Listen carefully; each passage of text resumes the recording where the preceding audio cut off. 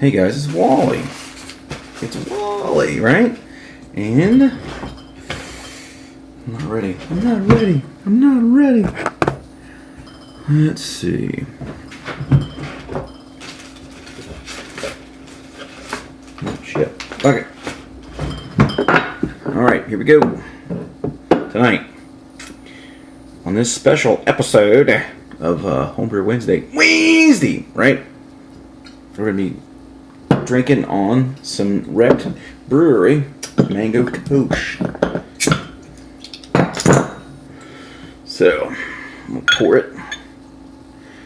I'm not going to review it. I'm just going to pour it. We're going to drink it. And we're going to talk about some stuff. And this is Matt's, I believe it, this is actually his SJ Pour offering. So that's that. Actually, yeah. It's Tuesday night. Tomorrow's Homebrew Wednesday. Wednesday, right? Wow. Okay, let's pause this and turn. So that's that, which is low.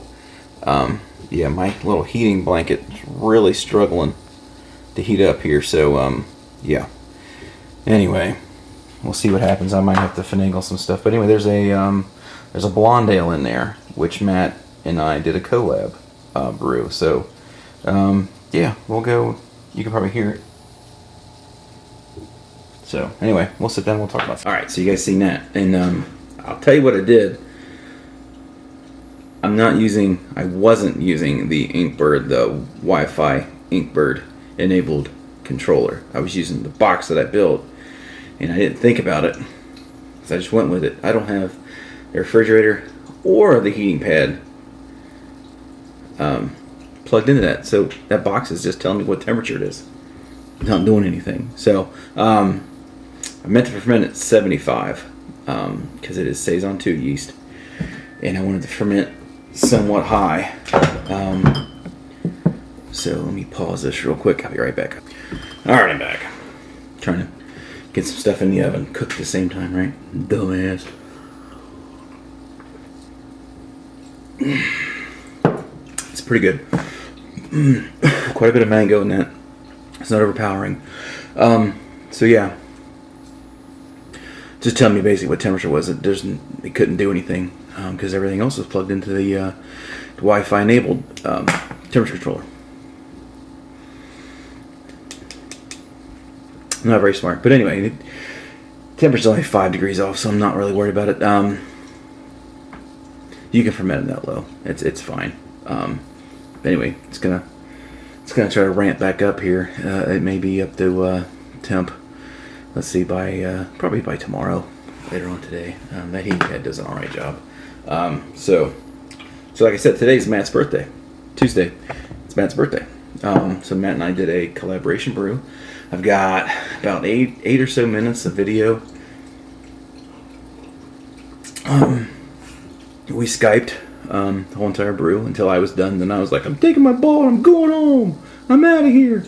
So, not really, but let's see. I started at 9. The original plan was to start about 9 in the morning. We're both in the same time zone, so that's not an issue. He ended up actually getting called into a phone call from work, so he didn't actually start till I think it was 10-ish, 10:30ish, somewhere around there. But he caught up to me. So yeah, everything's there. This is totally Matt's grist. So this is for about a 1050 beer going in fermenter. So it's 8 pounds of Pilsner, 1.5 pounds of white wheat, a pound of flaked corn, and half a pound of caramel, just for a little bit of color. So yeah, I got about 6.5 gallons, give or take, at 150. Right? So I hit my numbers pretty much, right? Matt's a little bit higher than me, I think, but his volume's a little bit less, so that makes sense. So he used different hops than me. He did a 60-minute addition. I did not do a 60-minute addition. I didn't have anything until 15 minutes, and that's when I added 0.72 ounces of Brew 1 and 0.72 ounces of Denali. That'll give me about 30 IBU. Pretty good. So I used the WLP 566, the Belgian Saison 2 yeast. So call it a white, a blonde ale, call it a saison, whatever you want. We're calling it blonde ale. And that's it.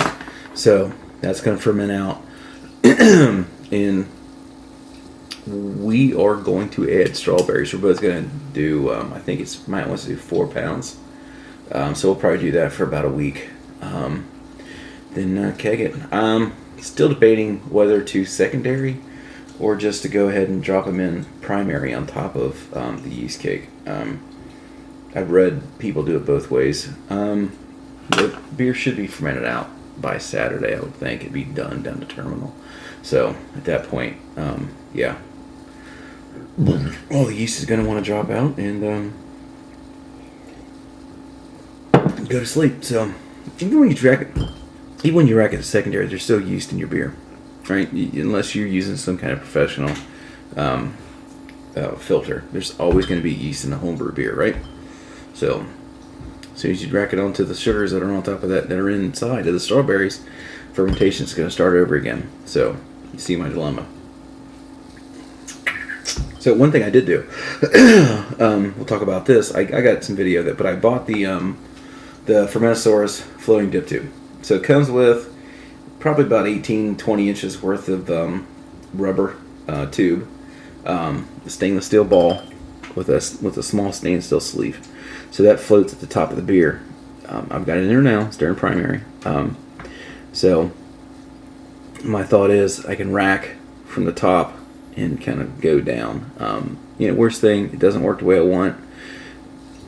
I can always use my siphon, auto siphon, right? So the thing is, I'm going to try to do this under pressure. So a couple PSI, it should push everything out, and I should avoid all the gunk that's in the dip tube. And that's always been my issue when I've tried to pressure transfer. It's always been the gunk in the dip tube. It's clogged it, and it just doesn't work for me. So I got that done. So one thing I did Sunday, we brewed Sunday. Excuse me, that was gross, wasn't it? I tried something different. Tried a different technique to get my strike water. So what I did, I filled up my HLT, which I always do. Filled up 14 gallons. I got it close to 100. I usually go about 10 degrees over. Got up to 160. And because we're in a mash, 150, I transferred my mash water over, which was 4 gallons this time. So then I brought them both up to 160. I did not top off the HLT. I left it at 160. So once they equalized, I mashed in, and that nailed my temp. Right at 150, right? So then I topped off my HLT, and that brought it down to a little over 150. So all in all, but I did have a little issue. You'll see on the video, my recirculation stopped, so my temperature dropped. It actually dropped. It was 1050. It was holding it when it was recirculating. Then it dropped to 1048. Then on the video, you'll see it dropped to 146. So it went from 150, 148 to 146. But as soon as that flow started, as soon as I kind of cracked the valve and it started flowing again, it went right back up to 150, and it maintained 150 the whole entire time. So, sorry, excuse me. That was, that's something new I did today, Sunday. So, all right, let's go. I'm going to say the hell with it, because right now I've got probably close to 9 minutes of video, just me talking to you guys, then an additional 8 and change. So, all right, guys, cheers. Happy birthday, Matt. Everybody get on old Wrecked Brewing and say hi to Matt. Tell him happy birthday. I think he's 25 today. Enjoy the video. I got some belly laughs going on. He probably thinks I'm an idiot, but Matt's a little more straight-laced than me, we'll say. I'm always out for a laugh. So, all right, guys, that's it. Cheers. Peace. All right, so I just dove in. Gonna mash at 150 for an hour. So it was at 150. It's dropped 2 points, but you can see the water's 154. So it'll come up here in a second. So yeah, it's the first time I tried something a little bit different going in this time. Instead of heating all the water in the HLT, basically I heated 14 gallons of water up to pretty close to what I wanted to strike at. Then I transferred over strike water. In this instance, it was 4 gallons, so I transferred it over. Then I heated both of them up to my desired strike temperature, which was 10 degrees over. So that means this thing was, so that was being my 4 gallon mark. So it was 4 gallons shy, and it was still climbing. So then I set my temperature down to 150. Once these both had equalized at 160-ish, right? So then, yeah, it was 160. So then I added, topped off the 140 degree water, and 4 gallons with hot tap water. So then that's where I'm at now. So everything should be coming back up here pretty soon. All right, guys. Just something different. Yeah, last video, you seen the temperature was dropping. That's because my recirculation had stopped. So now it's coming back up. But I had, you can see, I just barely got that cracked open, and it had quit running. But everything's running now, so the temperature's coming back up. So yeah, I'll give it a few minutes and I'll check my pH. It's a blonde ale today. First time I made a blonde ale. So I see a phone. Ah, snap! I got caught. I was gonna surprise you. Hey, look who that is. Yeah, we're matching. It's Matt. It's Matt from Wrecked Brewery. I can't see shit in this. This picture quality is pretty bad. So there? No? Oh, there it is. Yeah. There it is. I got lights turned off in my basement so I could get all the glare off of that. But yep, that's Matt, and I'm mashing. Well, actually, I'm sparging. So right now, we're going. Matt was kind enough to walk me through how to make really good beer, so I'm listening intently. So I'll be back soon. So the other day I bought the Fermentora Source, the fermenter, the floating dip tube. So I'm going to attach that to this dip tube on my brew bucket, turn it up, and try to pull beer from the top and avoid all the crud on the bottom. I'm doing it with the beer that I'm not going to dry hop, so I'll go from there. We'll see how it works. I had to do a little bit of finagling that really had to stretch to get over there. It's like when I wear a condom. That was a bad joke.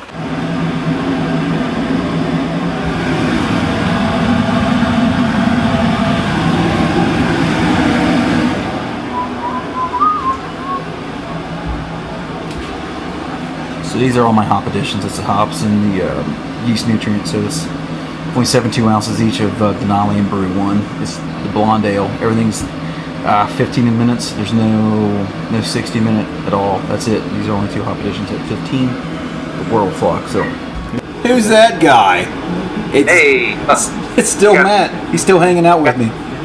Got the Dunkelweizen now. Oh man, he hasn't run. I haven't ran him off yet. And there's the ugly guy up there. Look, it's like you looking at me looking at you all at the same time. Oh no, it's like a vortex. Oh no, we're gonna get sucked in a black hole.